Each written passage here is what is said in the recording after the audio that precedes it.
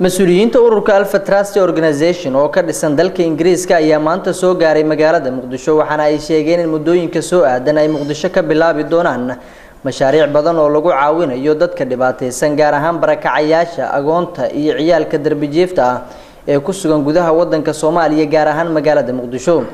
Daahir Cali Kulmiye oo ah gudoomiyaha ururkan ayaa sheegay in haatan la joogo waqtigii muwaadiniinta Soomaaliyeed ee jira dalka dibadiisa ay caawin lahaayeen dadka danyarta ah ee ku sugan gudaha wadanka Soomaaliya.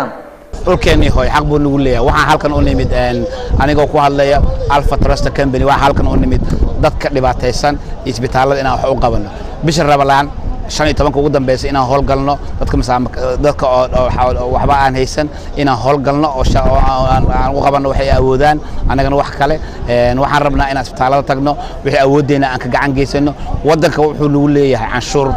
وقصب ودنك إن ماركنا أو علينا واحد عن قصوا برني ودن كان ما أنت ما مركي يقول رئيس إيمان دونا مرة بدنا إيمان دونا واحد هالكلام من أنا شقية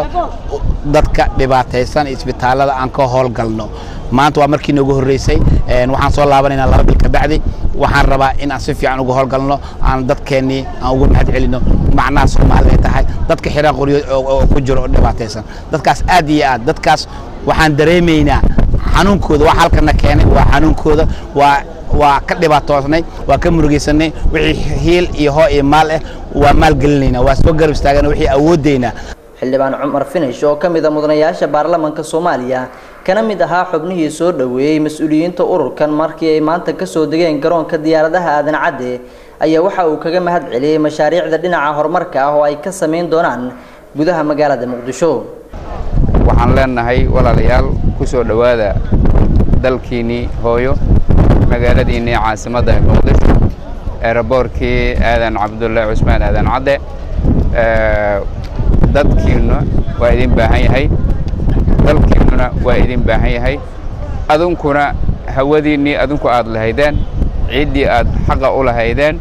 inaad timaadiin sharaf ay idin tahay anagana farxad ay noo tahay. Axmed Nuur Cali Maxamed Universal TV Muqdisho.